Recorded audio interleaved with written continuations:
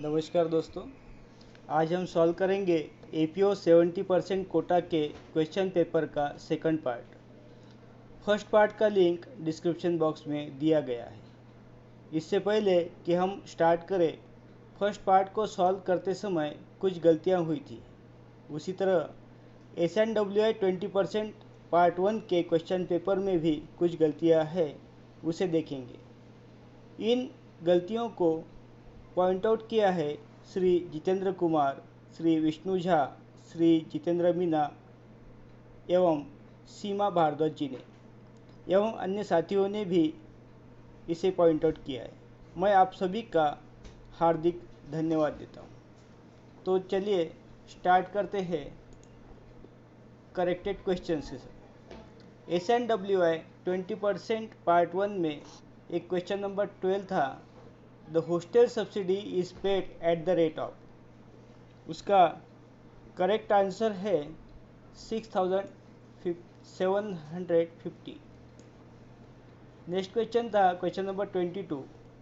ये था, which of the following purpose does not entitle an employ to take advance from the railway service provident fund. As पर IREC part 1 Indian railway establishment code para 925 में ये दिया गया है। तो उसमें इस क्वेश्चन में 4 ऑप्शंस थे। फर्स्ट था home appliance purchase, ancestral house renovation, self sickness और स्पाउस सिकनेस। तो करेक्ट आंसर ये है। क्वेश्चन नंबर 28 था, if the factory employs more than 1000 workers, they should appoint a qualified to carry out the prescribed duties। तो ये one safety officer, वहाँ पे answer welfare officer दिया गया है। तो वेलफेयर ऑफिसर जहाँ 500 वर्कर्स काम करते हैं उनके लिए दिया जाता है। नेक्स्ट क्वेश्चन है, for how many days maximum टीवे इज एडमिसिबल। तो ये 180 डेज ही है। तो करेक्ट आंसर वीडियो में हमारे एक मित्र ने 120 बताया था। तो यदि उनके पास कोई रेफरेंस हो तो कृपया शेयर करें। नेक्स्ट देखते हैं एपीओ 70% फर्स्ट पार्ट में। तो इसका क्वेश्चन नंबर 15 था, L shape roster is applicable in promotional categories separately where the total cadre is less than। तो इसका करेक्ट आंसर है 14। यदि 14 से कम पोस्ट हो तो वहाँ पे एल शेप रोस्टर लगाया जाता है, अप्लीकेबल होता है। तो इसके लिए RB 21/2019 ये इसमें मॉडल रोस्टर्स दिए गए हैं, उसे हम देख सकते हैं। इसका मतलब है up to 13 post L shape roster applicable होता है। नेक्स्ट क्वेश्चन था question number 17। Pre selection coaching should be imparted to SC/ST candidates in selection for a period of. SC/ST candidates को कितने दिन का ट्रेनिंग दिया जाता है या कोचिंग दी जाती है। तो ये है 3 to 4 weeks. Question number 20, minimum qualifying marks is prescribed for SC/ST candidates in selection of non-safety post। तो इसका करेक्ट आंसर है 50%। नॉन सेफ्टी पोस्ट को फिलअप करना है और SC/ST कैंडिडेट्स है तो उनको 50% marks qualifying minimum qualifying marks है। यदि सुटेबिलिटी में है तो ये 40% है। Question number 26, for recruitment to level 1 post, the number of candidates to be called for document verification shall be 1.05 times the number of vacancies। इसमें 1.0.5 ये करेक्ट है। उस वीडियो में equal to number of vacancies दिया गया था, लेकिन उसी ईयर में उसका दूसरा क्लैरिफिकेशन भी आया था। उसे भी हमारे एक मित्र ने पॉइंट आउट किया है, उनका बहुत बहुत धन्यवाद। नेक्स्ट क्वेश्चन है frequency, question number 27, frequency of PNM at the railway board level for each recognised federation is, ये है वंस इन 6 मंथ। कुछ बुक्स में यहाँ क्वार्टरली लिखा गया है, लेकिन एक 2018 8 का एक लेटर मिला था, तो उसे मैंने टेलीग्राम चैनल पर शेयर किया है, उसे देख सकते हैं। ये अप्लीकेबल हुआ था जब से 2008 से, जब रिकॉग्नाइज्ड ट्रेड यूनियन डिक्लेयर की गई थी। Question number 42, for selections in group B services anticipated vacancies up to what period is taken. तो ये है 24 months, sorry 30 months, 24 plus 6 months. Question number 51, how many post prescribe for recruitment per year per railway under quota. ये है 2 post. तो चलिए अभी हम इसका सेकंड पार्ट सॉल्व करने का प्रयास करते हैं। यदि इसमें भी कुछ गलतियां हो तो कृपया पॉइंट आउट जरूर करिए। बस एक विनंती है कि आप उसमें कमेंट्स बॉक्स में रेफरेंस जरूर दीजिए, करेक्ट आंसर के साथ साथ रेफरेंस भी दीजिए।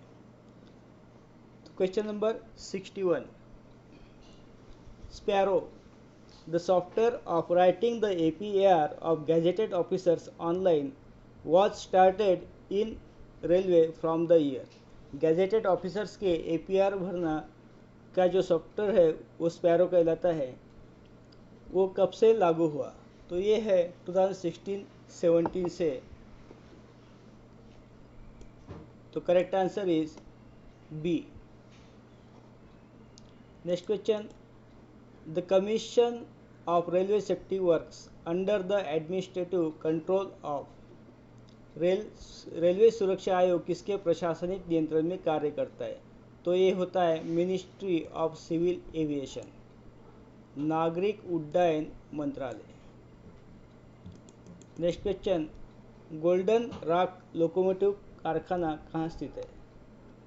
Golden rock locomotive workshop is located at, तो ये है तिरुचिरापल्ली में, ये तमिलनाडु में आता है।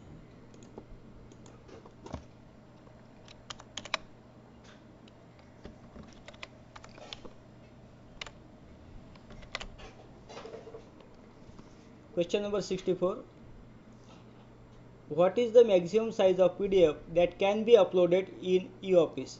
E-ऑफिस में हम कोई PDF फाइल अपलोड करते हैं तो उसकी मैक्सिमम साइज कितनी होनी चाहिए। तो ये है 20 MB।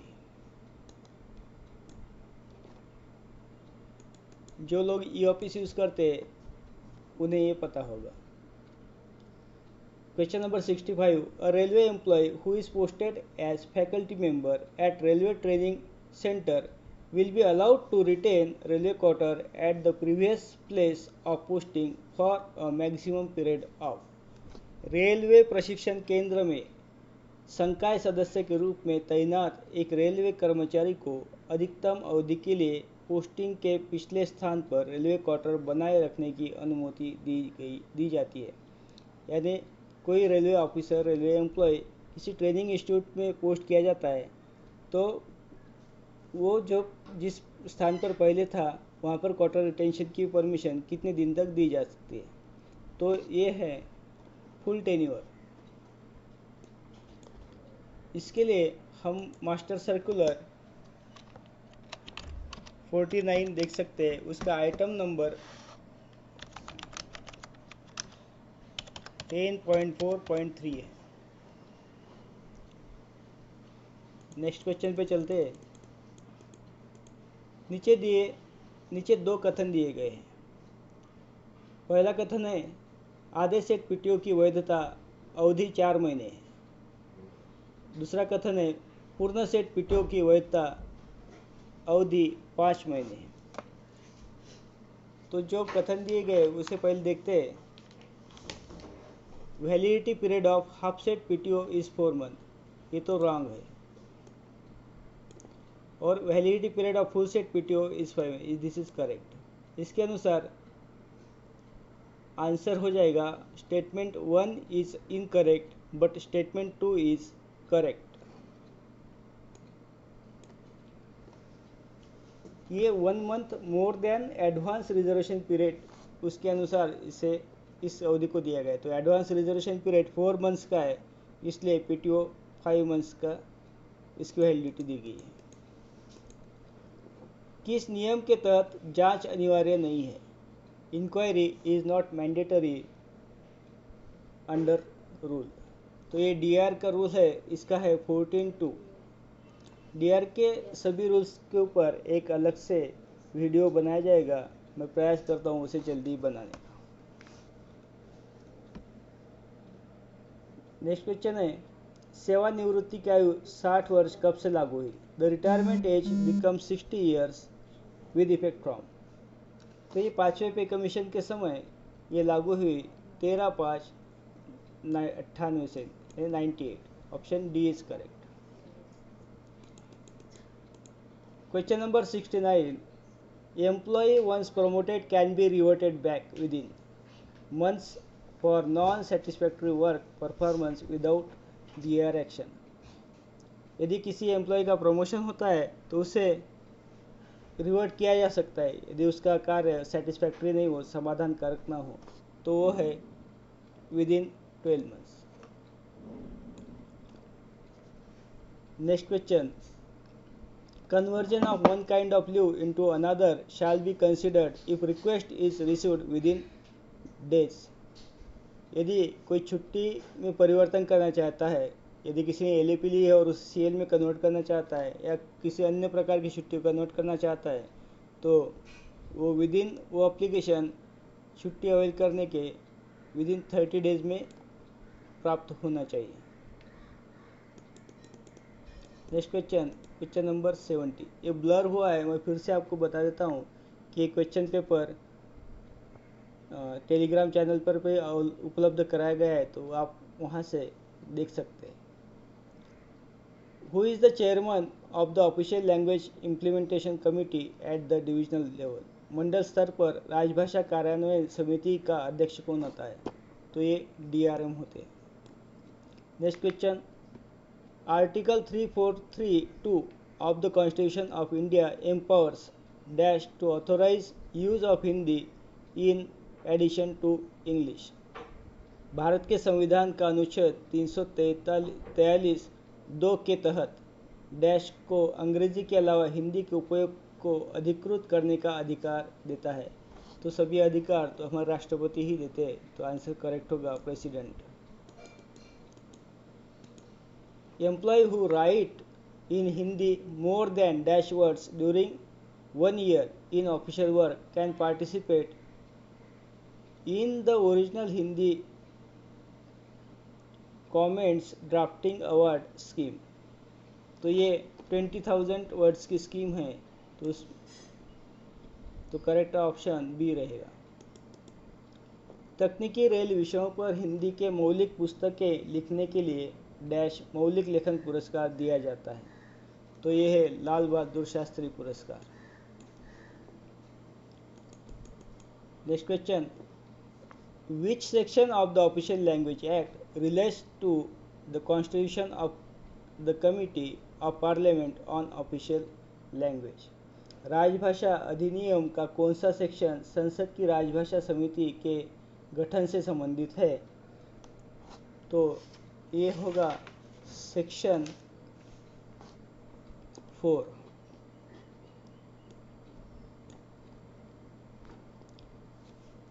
नेक्स्ट, राजभाषा नियमों की कुल संख्या कितनी है? Total number of official language rules, तो ये है 12।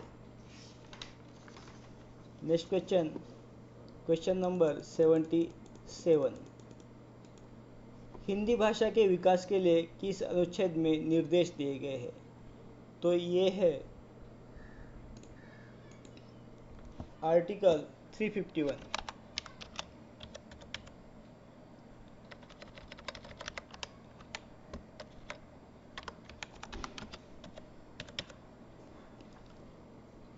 तो इसके अनुसार ये आंसर नन ऑफ दिस हो जाएगा, नन ऑफ द अबव हो जाएगा। नेक्स्ट क्वेश्चन, राजभाषा अधिनियम 1963 की इस धारा के तहत केंद्र सरकार को राजभाषा के लिए नियम बनाने का अधिकार है? तो ये है सेक्शन धारा 8।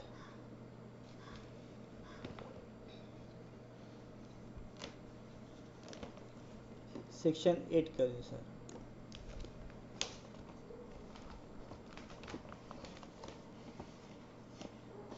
तो इसके जो सेक्शंस है,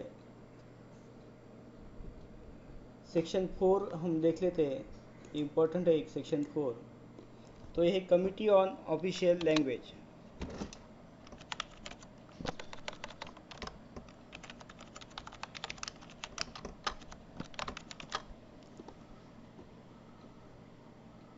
सेक्शन 7 जो दिया गया है,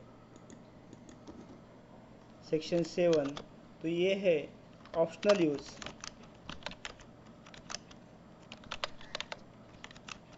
ऑप्शनल यूज ऑफ हिंदी और other official language in judgements etcetera of high court.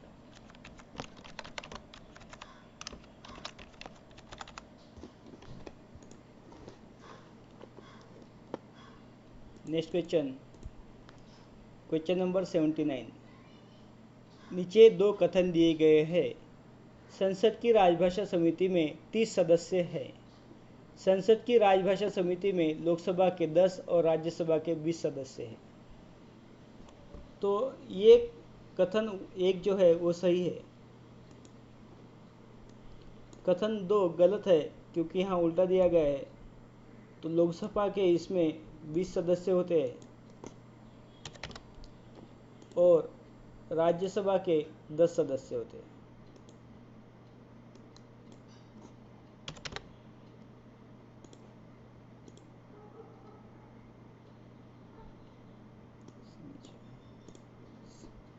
तो इसके अनुसार कथन 1 सही है, लेकिन कथन 2 गलत है। ऑप्शन सी करेक्ट रहेगा। Question number 80। रीजन दिए गए हैं।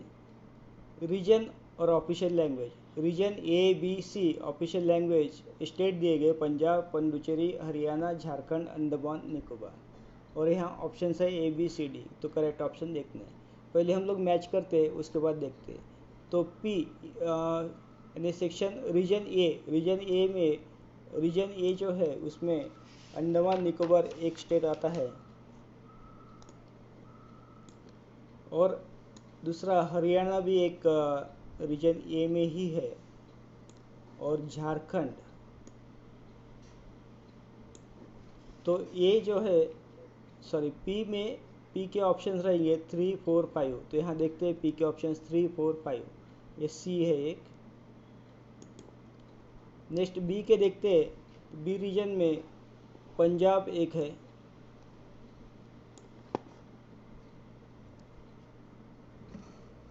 सेकंड बी रीजन में पंजाबी है और सी रीजन में तो लक्षद्वीप है और पंडुचेरी। तो क्यू का ऑप्शन 1 होना चाहिए, तो क्यू का ऑप्शन 1 है। आर का ऑप्शन 2 और 3 होना चाहिए, तो करेक्ट ऑप्शन सी रहेगा।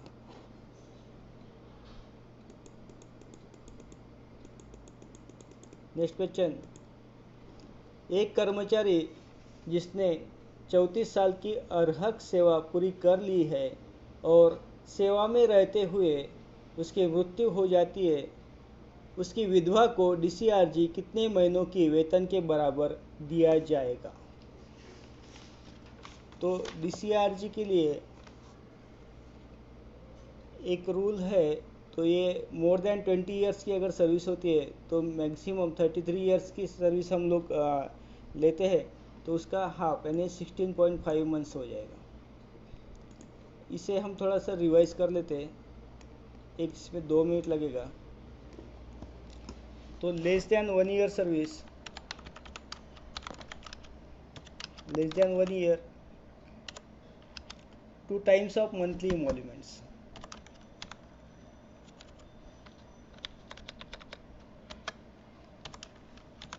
2 times of monthly emoluments.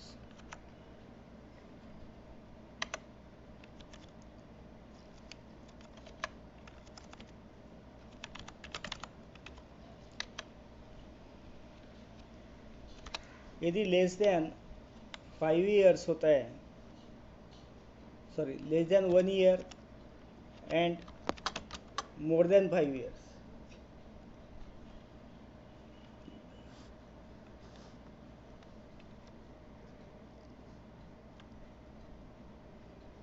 less than 1 year and more than 5 years,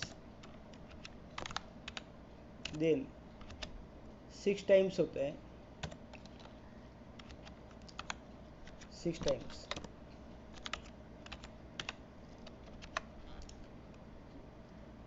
यदि लेस देन 5 years है,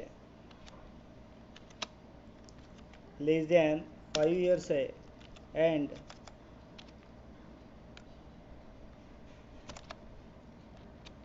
मोर देन 11 years है तो 20 times मिलेगा.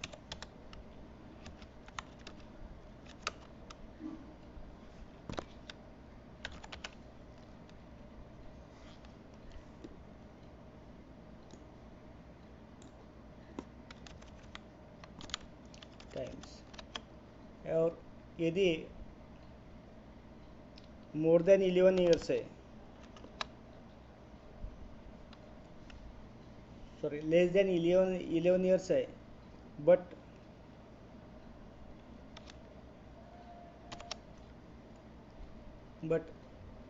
लेस देन 20 years है,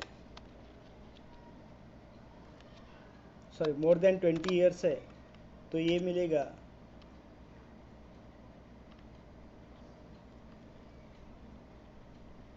20 times.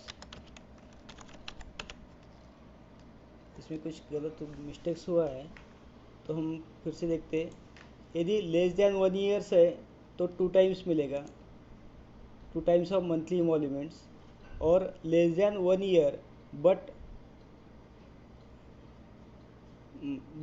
Less than 5 years, more than 1 year, यहाँ पे more than 1 year but less than 5 year.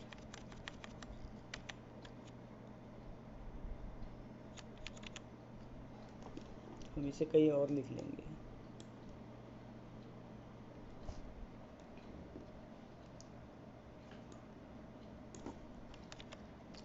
Less than 1 year but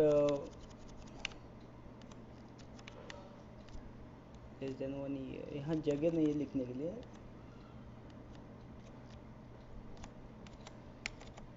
तो इसे मैं इसका टेलीग्राम चैनल पे ही अपलोड कर दूंगा, आप वहाँ देख लीजिए. यहाँ जगह नहीं होने के कारण यहाँ लिख नहीं पा रहा हूँ. Next question. पदोन्नति पर किस नियम के तहत वेतन निर्धारण होता है? किसी का प्रमोशन होता है तो वेतन निर्धारण के लिए कौन सा फंडामेंटल रूल है? तो ये फंडामेंटल रूल है 22. नेक्स्ट. रेल कर्मचारी जो त्याग पत्र देता है या सेवा छोड़ता है वह अपने खाते में जमा छुट्टी के परसेंटेज छुट्टी नकदीकरण का हकदार होगा. तो ये होते 50%.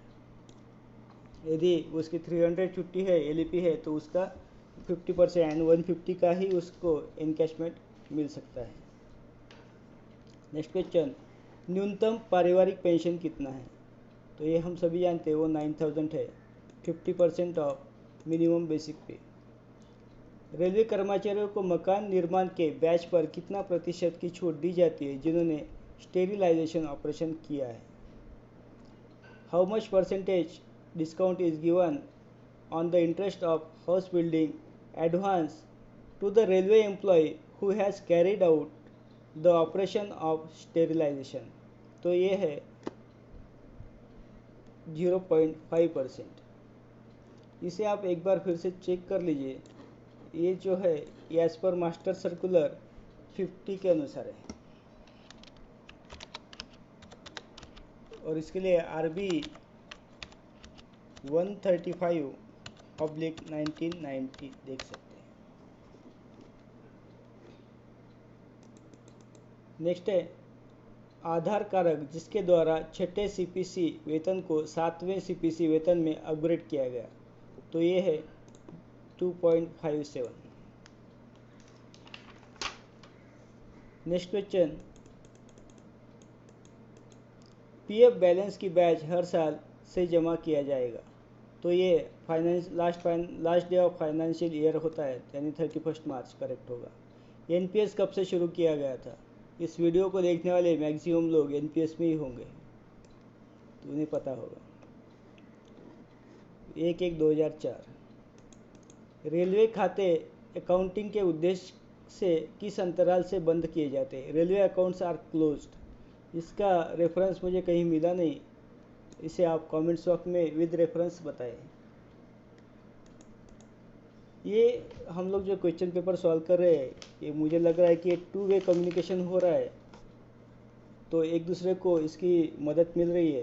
तो जब आप वीडियो देखते हैं तो उसके कमेंट्स बॉक्स भी ज़रूर देखें, क्योंकि कुछ क्वेश्चंस गलत हो जाते हैं तो कमेंट्स बॉक्स में हमारे साथी उसे करेक्ट आंसर वहाँ बता दे रहे हैं। तो नेक्स्ट क्वेश्चन नंबर 90, नर्सिंग भत्ता दर 7,200 रुपये प्रति माह है, इस करेक्ट है। नर्सिंग भत्ते को वेतन का पार्ट माना जाता है? नहीं, कोई भी भत्ता या अलाउंस वेतन का पार्ट नहीं होते हैं। तो कथन एक सही है, कथन दो गलत है, तो ऑप्शन सी करेक्ट होगा। नेक्स्ट क्वेश्चन, रनिंग अलाउंस का वर्णन चैप्टर में किया गया है। रनिंग अलाउंस का वर्णन किस चैप्टर में किया गया है? तो ये है चैप्टर नंबर 9।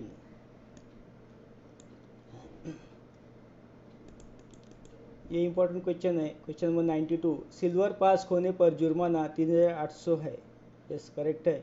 और कांस्य पास होने पर जुर्माना 3,799 है, करेक्ट है। तो इसका दोनों सही है, तो बोथ कथन एक और कथन दो दोनों सही है।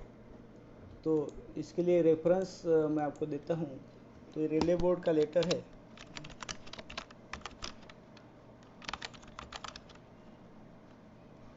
Letter number 2000-G/127/4/Mint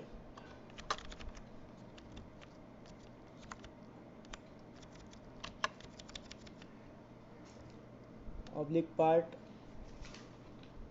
J, dated है 10/4/2018।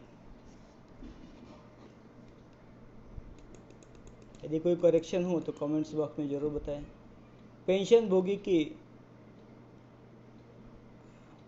85 वर्ष की आयु पूरी करने के बाद पेंशन में जोड़ा गया पेंशन तो कितना होता है? तो ये है 30% ऑफ बेसिक पेंशन। जिन्होंने इस पेपर को सॉल्व किया है, शेयर किया है, उन्होंने यहाँ पे दिया भी है 80 to 85 20% होता है, 85 to 90 30%, 90 to 95 40%, 95 to 100 50% and 100 and above तो 100%। नेक्स्ट क्वेश्चन, श्रीमती शोभा SAG/IRAS ऑफिसर मध्य रेलवे लेवल 14 मूल वेतन रुपये 15,300 को चेन्नई दक्षिण रेलवे दूरी 2003 किलोमीटर में स्थानांतरित किया जाता है। उनको हवाई यात्रा करने की अनुमति दी जाती है। उनको दिया जाने वाला ज्वाइनिंग टाइम कितना होगा? तो ये मैक्सिमम 12 डेज है। यदि ये बाय एयर ट्रैवल होता है तो ये 12 डेज ही है। यदि बाय रोड या बाय रेल होता है तो ये 15 डेज रहता है। आरपीएफ अधिकारियों को दिया जाने वाला प्रतिवर्ष पोशाक भत्ता है, तो ये है ड्रेस अलाउंस आरपीएफ ऑफिसर्स को 20,000। Maximum number of incentives increments granted to a railway servant in entire career on sports account. तो स्पोर्ट्स अकाउंट पर मैक्सिमम कितने इंक्रीमेंट्स दिए जा सकते हैं? तो ये दिए जा सकते हैं 5। इसके लिए रेफरेंस आप देख सकते हैं आरबीआई नंबर 189/2010। नॉन फंक्शनल उच्च प्रशासनिक ग्रेड का लेवल क्या है? Non functional higher administrative grade officer is in level. तो यहाँ पे जो ऑप्शन दिए गए लेवल 13, लेवल 14, लेवल 15, तो ये मुझे लगता है लेवल 15 होना चाहिए। लेवल 15 टू 18, लेवल 15 टू 18 जो है एच लेवल है, सभी हायर ग्रेड ऑफिसर्स के लेवल है।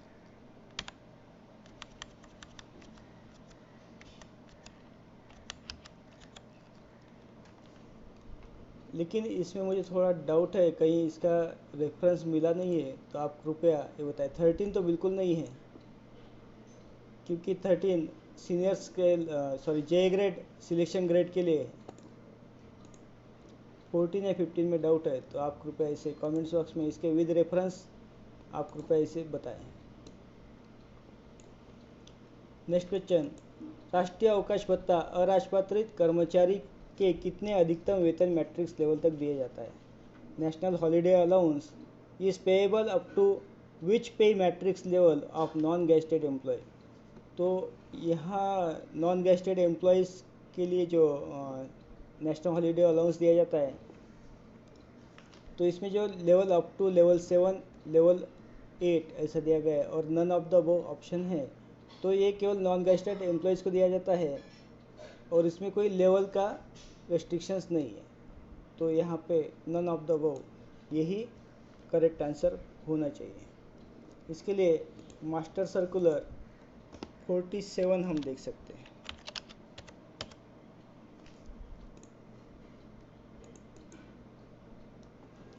उप मुख्य वाणिज्य प्रबंधक को गृह निर्माण अग्रिम स्वीकृत किसके द्वारा किया जाता है? हाउस बिल्डिंग एडवांस में be sanction to deputy chief commissioner manager. तो इसका आंसर आप मुझे लगता है पीसीपी होना चाहिए। आप इसका आंसर कमेंट्स बॉक्स में ज़रूर दीजिए। ये एसओपी में दिया रहेगा, मैं चेक नहीं कर पाया, आप कृपया बताएं, या मैं प्रयास करूंगा कमेंट्स बॉक्स में देने का। कर्मचारी हित निधि के लिए आय का स्रोत अनपेड वेजेस है जो वर्षों से ज़्यादा का होना चाहिए। यानी कितने वर्षों के अनपेड वेजेस एसबीएफ में हम ट्रांसफ़र कर सकते हैं, तो वो है 3 years। In case of regular promotion to higher group, the subscription under GIS shall be increased from। तो उच्च समूह में नियमित पदोन्नति के मामले में समूह बीमा योजना के तहत सदस्यता अंशदान को कब से बढ़ाया जाएगा? तो इसका आंसर भी मैं कमेंट्स बॉक्स में दूंगा, या फिर आप बताएं।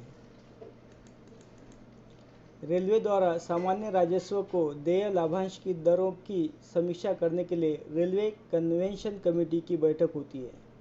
Railway convention committee meets to review the rates of the dividend payable to the railway to general revenue. तो ये होती है once in 5 years। Next question, August review expenditure on each grant is reviewed and revised estimate is prepared and submitted in form number to railway board। ये भी मुझे कहीं मिला नहीं, लेकिन अभी अगस्त रिव्यू कोई होता ही नहीं है।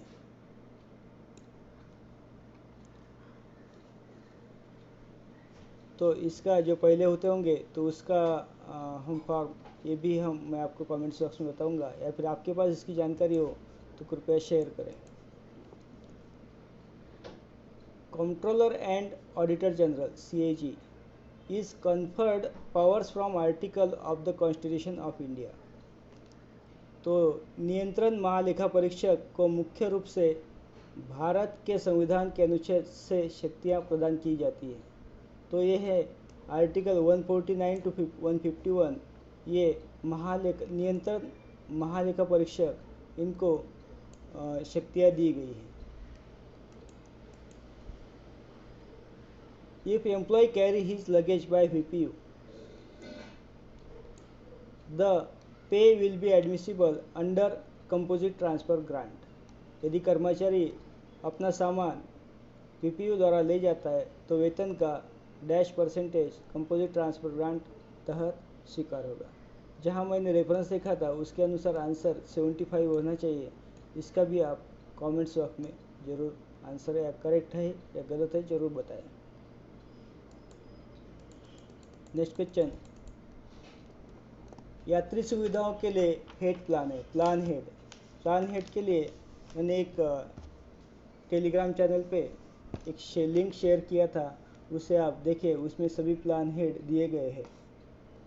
तो यात्री सुविधाएं यानी पैसेंजर अम्यूनिटीज़, तो इसके लिए पैसेंजर अम्यूनिटीज़ के लिए ये है प्लान हेड है 53। Plan head 52 amenities for staff है।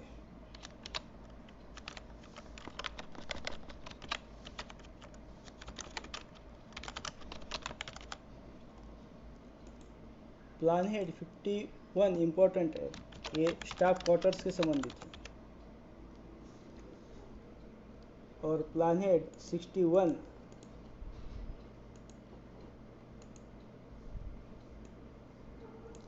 61 है इन्वेस्टमेंट इन गवर्नमेंट कॉमर्शियल।